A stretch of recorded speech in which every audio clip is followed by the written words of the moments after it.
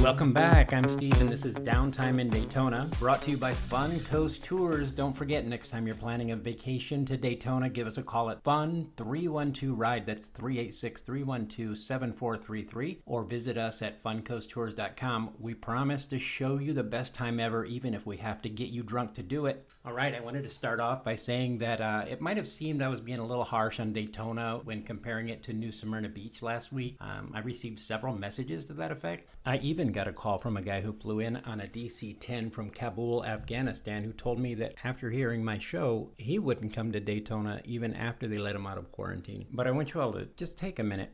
Think about the place you live. No matter how great it is, and I'm sure it is great, but no matter how great, no matter how beautiful it is, there's going to be some things about it that are just a little bit off. Just not quite perfect. Don't tell me that there's no one in your town who smokes pot. Don't tell me there's no strip clubs in your town. I know they are. I told you guys before on a previous episode that I grew up in San Diego. A lot of people consider that to be one of the most beautiful places in the country.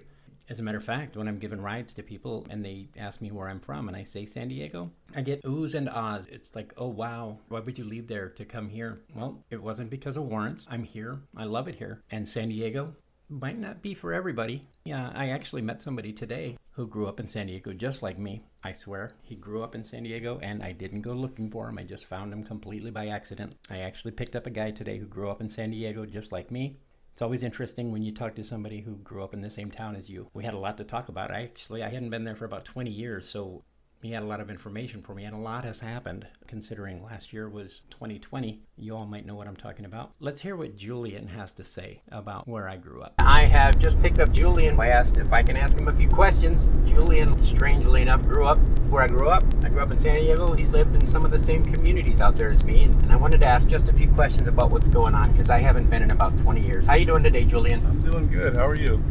I am great. Good. So I feel like I was a little down on the community I live in last episode, and I wanted to kind of show people that no matter where you are, no matter how beautiful you think it is, there's going to be some problems. You grew up in San Diego, some of the nicer communities. What would you say are some of the biggest problems that are affecting San Diego, regardless of the community? I mean, homeless will always be a problem. Ocean Beach is one of our worst beaches. And if you stay out of Ocean Beach, you kind of see less homeless people. They run away from home. We have young homeless people, 19, 18 years old. They just got into a fight with their parents or something like that, and then they just jump in a car and they end down there in Ocean Beach. How much of the homelessness problem is related to drug abuse or stems from it? A lot. Definitely a lot. So these younger homeless, probably it's a result of drug use? Yes, definitely. We also have biker gangs down there. Not to talk bad about any of the biker gangs, but there's definitely drugs in the community because of that. Definitely Ocean Beach, that side. I mean, and Pacific Beach and Mission Beach, for as far as tourism goes, those tend to be cleaner than Ocean Beach. Like I said earlier, they do have a heavy police presence in San Diego, and they know that is a tourist spot, so they keep it clean. During COVID, did you notice much of a decrease in the tourism? I'm guessing it was pretty much lockdown, right? There was definitely a decrease, but you still had the people that were like, screw that, I'm not staying. I'm not staying inside. And all the power to them. I'm a truck driver, so as far as being locked down, I never stayed home. And I was going to states where everything felt normal, and then I'd come back home off of a month trip, and it was like it was the end of the world because of our government down there. It felt like that in comparison. It really felt like the end of the world. And I'd go places like Texas or whatever, and everything's perfect. It was crazy. Where did you see the most effect of the lockdowns from the places you've driven to? Probably LA and the Bay Area. If you know anything about the Bay Area, there's traffic no matter what. No matter what, there's traffic. You got to wake up at 5 in the morning. You're on the road past 5:30. You might be screwed to get to a job. Yeah. Right? And I was sleeping in at 6:30, 7 o'clock during COVID because people were scared to come out of the house. Just wide open. I loved it. You know? So, of course, that had to equate to a whole lot of businesses being closed. A whole lot of people out of work. Yes, you did have the barber shops, nail salons, small businesses that were affected. So, going through LA, did you Out of curiosity, did you drive through places like Venice or places you would see on the news where they're talking about how bad? You gotta understand too, the news, they tend to exaggerate. I mean, a lot. Washington, Oregon, certain places in LA, certain places in the Bay Area, they've always been bad. Yeah. They might be a little bit worse now, but they've always been horrible. Always. So you think San Diego got off fairly light compared to the rest of California? San Francisco was the first one to implement the shutdowns, and they stuck with it heavy. You felt it up there being no traffic. It felt like a whole different place almost. But it's California. If you don't work, you starve or you lose your house. It's California. You know, I was paying $3,000 in rent. People say that the biggest reason for homelessness on the coast, like out here in Florida and California, is because of the weather. I think that's a good way for people who are nearby and homeless to migrate to those areas. But I often thought in California, the cost of living is so high. One misstep, you have no savings, you lose your job for a month, and you're homeless. Yeah. Oh, I agree. Most people that grow up, in California, they understand, okay, need roommates, need to have 2 jobs. That's just how it is in California. I know a lot of people that just were like, I'm over it, I'm going to Arizona. And you live in Arizona. I live in Arizona now. I just got tired of everything. Just got tired of the end of the world coming home, and it felt like I was going to end up on YouTube if I forgot my mask in the car. I'm going to end up, So here you are, you're in Daytona. I picked you up and I asked you what you had done. You said you wanted to go see the ocean, dip your foot in the water, or why are you going back to your truck? You said you've been here a few times. What do you normally do with your downtime in Daytona? I usually come in at like 1 or 2 in the afternoon, and by that time I'm going to get something to eat and I'm done. Yeah. But this time, because of the holiday, I know how this state is with this whole COVID stuff. It seems a little bit more lax. Obviously, don't get too close to people. Sanitize your hands. Don't cough on somebody. Sure. Et cetera, et cetera. That's a rule all the time, though. Yeah. And it should be. It should be.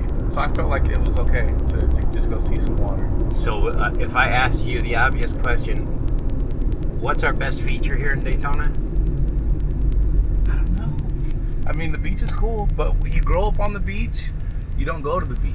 That's it. You know, being born and raised in San Diego, if I had a friend, that had a pool, I chose the pool over the beach, and every day. I just want to say I did it. Yeah. Came and saw this. But that was beautiful. The water's clear. It's clean. It's white sand. I feel like your guys' beaches are cleaner than ours. It's good to hear. Yeah. You know, I left San Diego, and as soon as I got to Wichita, and I would mention to someone that I came from San Diego, the obvious question, why would you leave there to come here? You don't know what you have until it's gone. Where I lived in San Diego, within an hour and a half, I could have been at the beach, I could have been at the mountains, I could have been in Mexico, or I could have been in the desert. Yes. In Wichita, Kansas, within an hour and a half, I could have been at the movies, I could have been at a restaurant, or I could have been at a bowling alley. It's good to hear that we have a beautiful beach, and that's coming from someone from San Diego. Julian, thank you so much for talking to me. Thank you. So what do you know? A guy from San Diego thinks we have even more beautiful beaches than they do in California. I don't know what it sounded like to you, but to me it sounded like California hasn't been so great for about a year and a half. So I feel pretty lucky to be where I am. There is a whole lot here to see. There's a whole lot here to do. And over the next couple weeks, I'm going to do everything I can to make you feel the same way as I do. As a matter of fact, I'd like to introduce you to somebody who I met about a month ago, just about a month after my business started. And actually, she found me. I think I'd like to let you guys spend a little time hearing from her just how beautiful it is around here and everything there is to offer. So let me introduce you to Georgia. This is Georgia. Hi, Georgia. Hey, How you doing? I'm doing fantastic. Thanks for taking the time. You're welcome. I had some questions for you. You're Georgia Turner. Georgia, what's your title and who do you work for? I'm the executive director for the West Volusia Tourism Advertising Authority, and we are the promotional agency for the 14 communities over in the western part of Volusia County. And just have all of the great stuff over here. If people may not know what West Volusia is, but it's the home of the Blue Springs State Park, which is the Manatee Refuge, and De Leon Springs State Park that has the Pancake House that's been there since 1960s, and all of the cool downtown activities in DeLand. So those are really probably our 3 biggest attractions, along with the St. Johns River. So I'd love to tell you about everything else that's going on here. I know we don't have a lot of time, but I know you're going to talk to me about the Cool Craft Beverage Trail, I hope. I am going to get to that. I wanted to ask you, how many of you are there overseeing the... Well, there's actually 3 tourism offices. There's the Daytona Beach Convention and Visitors Bureau, and then the New Smyrna Beach Convention and Visitors Bureau, and then the West Volusia Tourism. So we have so many things going on and so much to do and see here that we have to have 3 tourism offices to promote it all. Which one of those offices covers the most territory? Daytona Beach is the biggest area. We are all funded by a lodgings tax. When you stay in a hotel room here, there's a 3% lodgings tax that comes back to each one of us. So just to give you some perspective, Daytona has so many rooms that they have it's really close, I think, to about a $12 million budget now. It was $9, but $12 million. New Smyrna's close to $3, and then we have about $700,000 over here.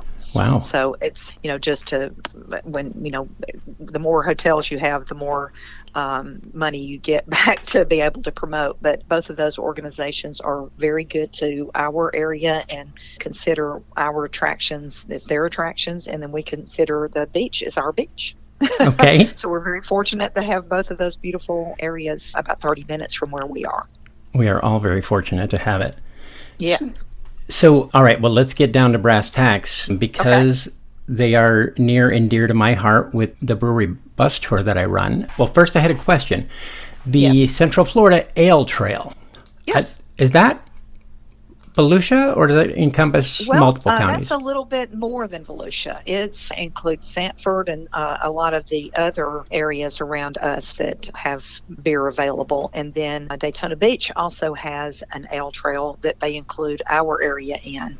And then we have ours a little bit more than the Cool Craft Beverage Trail includes coffee and mead and wine and muscadine picking. Muscadine grape picking. Right now, our friends up in DeLeon Springs at the Spring Garden Vineyards, it's time to pick muscadine grapes, and so you can go up there and pick your own grapes. Oh, wow. Was that just one time? Yeah, this is it. So we included a lot of different beverages, I guess you'd say, in our trail, not just beer.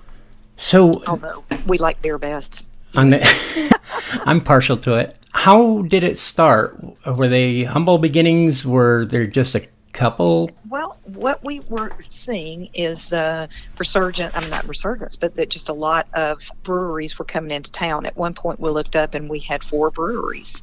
But we also had a person in town, her name's Anne Marie Williker, who makes mead. And if you never had mead, it's a honey-based beverage, alcoholic beverage, at a place called Odd Elixir, which is headquartered at Abbey Bar in downtown DeLand. And so she was telling us, not only do we have beer, not only do we have, mead, something different that not everybody has, and we have these couple of great coffee roasters, why don't we make a beverage trail instead of just a beer trail? So we started talking to a lot of our partners here in town. We also were just within this last couple of years, we've got a whiskey bar that's wonderful at the DeLand Hotel. We have another kind of specialty drink bar at the Artisan Hotel in downtown. Has anything and everything that you'd ever want to drink. We also had a new brewery open within the last couple of years. We launched this right in the middle of the pandemic in November of 2020.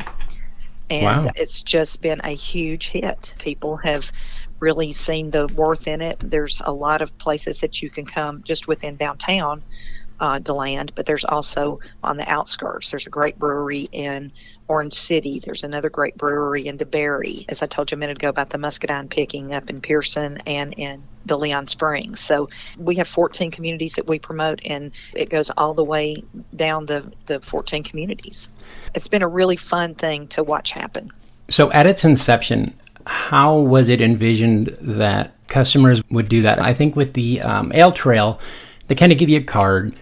You go get a punch or a stamp when you go to the specific place. Punch it out. Well, we just really kind of had this on our own. So you could go, some things are seasonal, some things are open all the time. And how we kind of gave an incentive to do a lot of them is that we ordered a Cool Craft pint beer glass koozie. And then we've also seen that our 2 coffee roasters use this same kind of glass. But I know you know what I'm talking about, that pint glass. And so if you went to 5 different locations out of the probably we're to about 20 now that are in here. But if you went to the 5 different locations took photos and posted them on Instagram with the hashtag Cool Craft Trail, you could send this back to us in a little form that we had and fill it out, and we would send you back that koozie. So that's just been kind of like a little incentive. That's the first thing that we've done with it. And now in 2021, 22, as it's coming up, we're getting ready to work with a company called Bandwango, and they have a digital passport that we're going to buy. So when you come over, wherever you are, you can just put to Cool Craft Trail in DeLand or West Volusia on the passport, and then you can follow it all around. So this was really never meant to be something that you got in your car and went to every single one. I mean, we're hoping you'll come back again and again and again. And that's why we're so excited that we met you, because we're hoping in the future that we can bring people over to see maybe 3 or 4 of the places on the Cool Craft Trail. Maybe start out with a cup of coffee somewhere, and then go to a couple of the breweries, try some mead, and then go back home. So that's kind of like our future of what the Cool Craft Trail is going to be. I am so happy to have met you as well. And I say, me too. Why 3 or 4?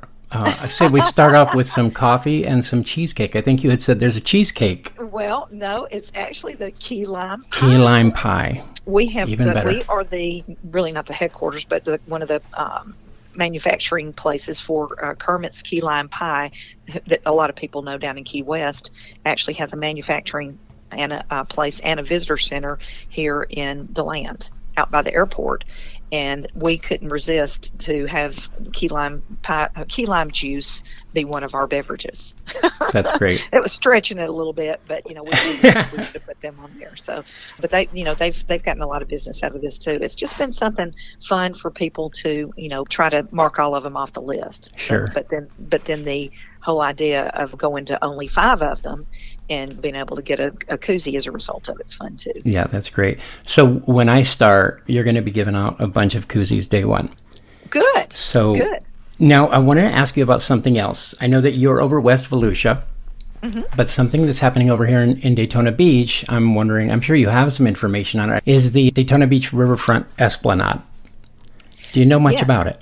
I wish I knew more. I just know that I'm one of those people that lives on the east side and works in the west side. So I spend a lot of time over on the other side of the county. So I can't wait. I mean, I love the whole idea of that. I just don't know as much as I wish I do about it. But I know that bring a lot of people over that way just because we always share our visitors and our residents. Yeah. Our residents love to come over to the beach and over to see what's new in Daytona Beach. So we'll keep a lookout for that. You wouldn't believe how much interest there is in me taking tours from here to West Volusia. So I had brought that up to you when we had talked alone. Right. But that is definitely something that's on my roadmap to do that, even before I had spoken with you about these other things. But I can tell you about the Esplanade, at least Beach Street. When they revitalized Beach Street and they made the changes and they put in the new parking, I thought it was beautiful. I think they did a fantastic job. That's great. And the Memorial Bridge is incredible. And now that I see how they have the area where the Esplanade is going in, where they have it cordoned off, every time I look at it, I'm like, dang it, I want to get in there. But then I think to myself, it's going to be so much better than it was when they're finished. I've looked at the master plan. The master plan looks amazing. And knowing my history, I had to give myself a crash course in Daytona history before I started doing tours. And it's interesting because Charles Burgoyne, about 120 years ago, did all of this. Casino. Yeah, he built the Esplanade and the casino. And this kind of seems like a nod to old Daytona. So I'm very excited to see when it comes about and actually putting some areas to use that have been underutilized. And just to have the history of Jackie Robinson Ballpark right there and just everything. I'm very proud. I've lived in Volusia County off and on since 1988, and I've seen so many great things happening. So I'm just really, really proud to have this be the area that I promote. It's gorgeous. It's great. I was away for 3 years. I went back to my home in Alabama, and when I came back to see what had happened in DeLand, it was just amazing, especially with a brewery right in downtown, and now we've got 2 breweries in downtown, and just what this explosion of watching a place that was always fun. I mean, there were places to eat and shop and everything down here, but just to watch it now that, people from all over the country come here and just cannot believe what a little town like this has to offer. And then really just the whole area, as I told you at the start, we have 3 state parks, a National Wildlife Refuge, internationally known river with great crappie and bass fishing and all this other things. I'm very, very proud to be a part of it, because I've been in the travel industry since I was 25 years old, and this is probably, and I know it is, the most rich in attractions and things to do that I've ever promoted in my whole entire career. That's great. So, and I like beer, so this is a perfect transition for me to have started the Cool Craft Trail. That's so handy. After speaking with you, my wife and I snuck out to DeLand, and we wanted to get eyes on a few of these places. And well, did you notice that Persimmon Hollow was on Georgia Avenue? I think that was a sign for me to be able to come back here. What I also noticed is, because my business is directly tied to the breweries, Monday and Tuesdays are days that they're usually closed. So those are the days I assign myself less tours. And so I went to DeLand, and I forget which one it was, a Monday or Tuesday, of course, because it's my day off. And I go out there expecting these breweries to be open. I forget which day it was, but only about half of them were open. And my wife just looked at me and said, "You're not that smart." But she already knew that. I know Persimmon Hollow is open probably more than any of the others, and then Hyder Head's more of a weekend. Hyder Head was closed. And all that. So, yeah, but that's a good one. You'll have to come back and join me there. Persimmon Hollow was great as well. That's where we did go, and we ended up spending some time. Did you make it over to Central 28? And because I think it's also more weekend oriented or midweek to the end, but that's another one in DeBerry that's fantastic. I haven't yet, but I am going to go either this week or next and check out the places that were closed. Sometimes it's difficult carving out the time, but I'll just say it's work, because it will be, right? I'm sorry that our work involves drinking beer. I know. And coffee and all of these great things that we have over here. Somebody's and pie. Don't forget they have a key lime pie on a stick that's covered in chocolate. All right, you better stop right now. So, yeah. You had me at key lime pie. That needs to be your last stop. That'll be our last stop when we do the beer tours here. Georgia, I want to thank you for taking the time with us. I will have to get together over at Hyder Head, and you bring the key lime pie on a stick covered in chocolate. And I will. Well, I'm so proud of you for all that you're doing, and thank you for promoting our area and bringing people in. I just think it's a great business of what you've got, and I look forward to our partnership. Thank you so much, Georgia. I appreciate your time. Okay. Bye-bye. Thank you. Oh, well, what do you know? It looks like Fun Coast Tours might be coming to a town near you pretty soon. At least that's what it sounded like from Georgia. And I guess my wife might be wrong after all. I guess everything really is about me. At least in this episode it is. I do want to let you guys know that if you are tired of hearing about me, or at least hearing from me, I would like to invite you guys to tune in next week when I'm going to bring in a co-host that just might stick around if they can spend enough time talking about me. So for now, I'm going to leave you with all of that. And I just want to say thank you once again for tuning in to Downtime in Daytona. My name is Steve with Fun Coast Tours. Please reach out to us at 386-312-7433, or you can reach us at funcoasttours.com. We would love to show you a good time. Thanks again. Have a great week.